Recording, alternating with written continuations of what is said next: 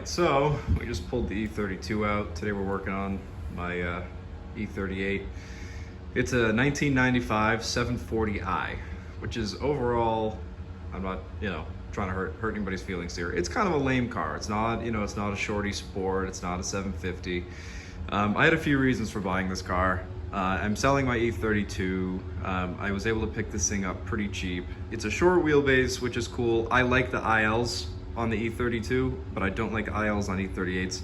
I've had a 740i M Sport, even though that's incorrect. A bunch of other cars. And I wanted another short wheelbase one. It was a cool color. When I bought it, it had 120,000 miles on it. And I mean, it's totally old man spec, green with tan. The driver's seat has a little bit of wear, but low miles. And since it's a 1995, it's an M60 B40, which is the 4-liter V8. After that, 96 and up, they went to the M62, which was the 4.4. And somewhere in the M62 range, they had timing chain guide failure issues, like water-cooled alternators and stuff. I didn't really want any of that. I really like the M60 B40. No chain guide issues. I've had like 4 or 5 of these engines across E34s and E32s. And that, it was pretty attractive. I got it, for a decent price, and it's really clean. California car, it's not rusty at all. It does need a few things, like, what are we doing today?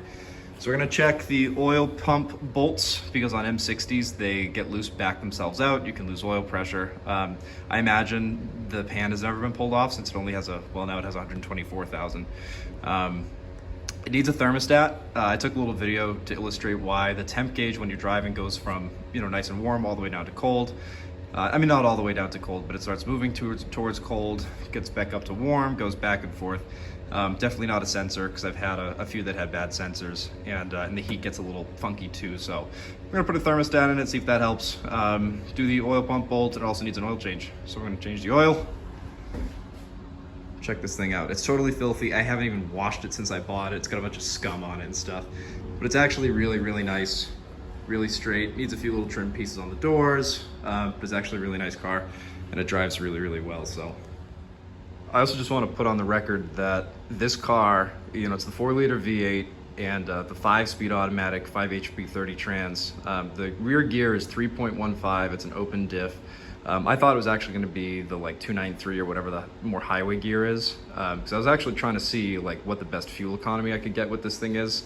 But I mean, obviously the shorter rear end gear gets it off the line a little faster. Regardless, cruising at about 80 miles an hour, because I drove this thing back from California down to New Mexico on I-40, which is very hilly.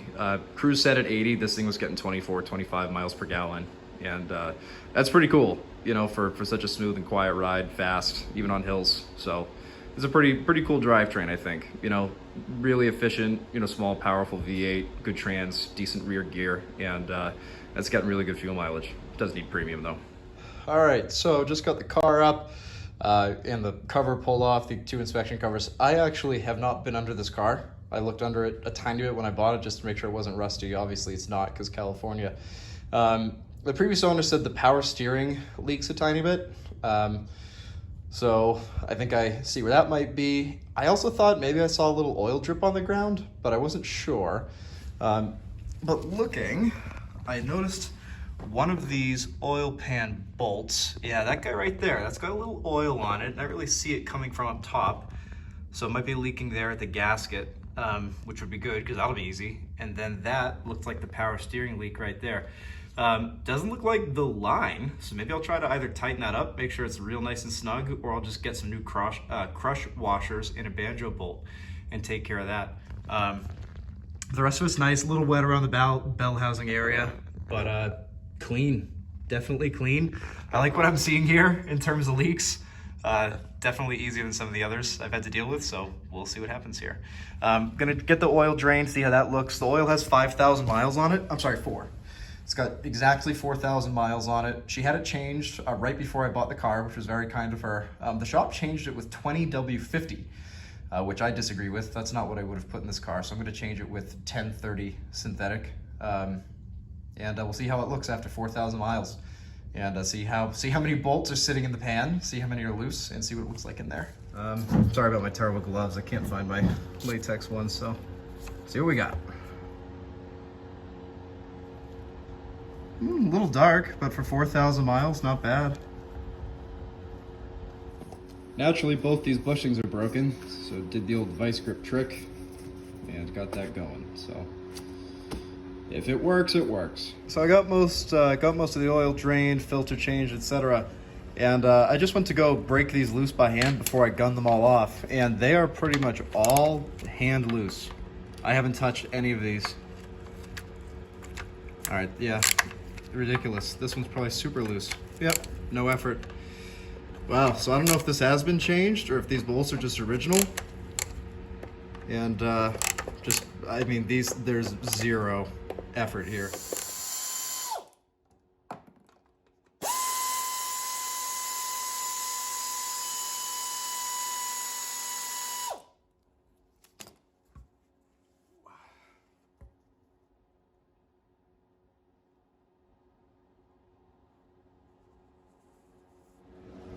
Look at that.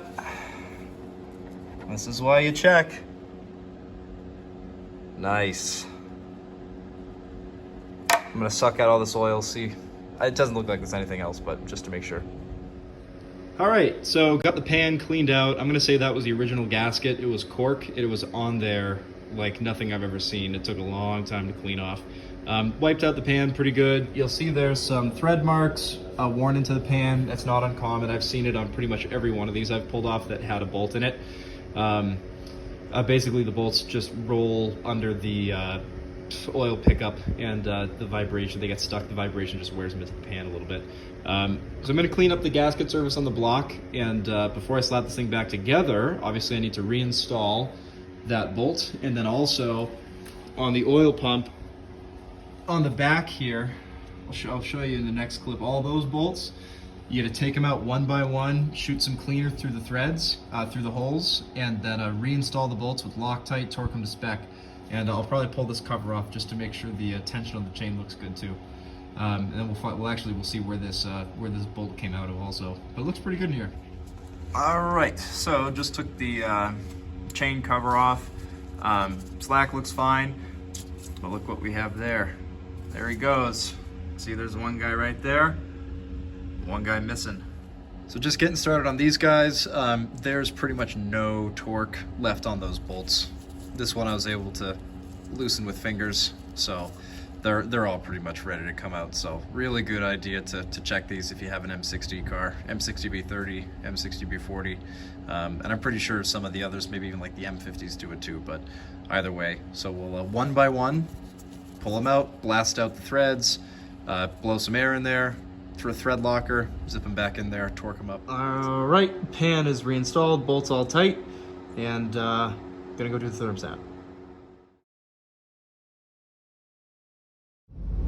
I've been driving this car for about 45 minutes at 75 or 80 miles an hour, and it obviously gets up to full hot and then eventually works its way back down to about that far. Every now and again it'll go past the 1/4 mark towards cold a little bit, but within the next 5 miles, maybe 3 miles, it'll be back at center again, and then 5 or 10 miles after that, it'll start working its way back down. So it's kind of weird. So hopefully the thermostat takes care of it. Just wanted to sort of document this, I suppose. Diving into the thermostat job. There's the housing. Pretty easy. Just have to take off the air intake tube there, off the idle control valve, off the throttle body. I cleaned that up inside. I did just pull off this vacuum line just to give access. All I've done, I pinched the upper radiator hose just to control flow so I didn't have to totally drain the radiator. Pulled it off the thermostat housing, the lower rad hose, sorry, and I just tucked it out of the way. A little bit of a mess, not too bad. So 4 10mm bolts there, and we'll change out the thermostat. I just slammed the new thermostat in. I couldn't really get a video of it. It was messy, obviously. I had the upper hose pinched. It definitely helps, but a lot of coolant gets trapped behind the thermostat. So the second you pull it out, and mine was way stuck in there. One thing, you got these 4 10mm bolts. Probably a good idea to replace them. I probably should have. I didn't think of it. There's one. The bottom right one that you can't really see in this video is obstructed by this upper timing case bolt. I pulled this bolt out to get access to this one right here. and it worked like a charm. So I don't know if that's what's recommended. I don't know what the book says, but that's what I did. And it was very, very straightforward. And then these two alignment tabs go up top and you're good to go. So here's the one that came out. It says 85 degrees. The one I put in, which is the OEM part number, is a 95, and 10-4, either October of 2004 or April 2010. Either way, pretty old. That thing was really glued in there. The gasket's like rectangular. So hopefully this does it, because my heat sucks. All right, it is the next day. I finished it yesterday. I just didn't get a chance to really set the coolant level correctly. So I had it running, driving this morning. Everything's all wrapped up. Everything went really well. I will say the engine had a lot more noise, like, you know, kind of clanky sound with that 20W50 oil in it. And immediately with the 1030, it's way quieter, smoother sounding. And no leaks or anything like that. Coolant level's set. No leaks in the cooling system.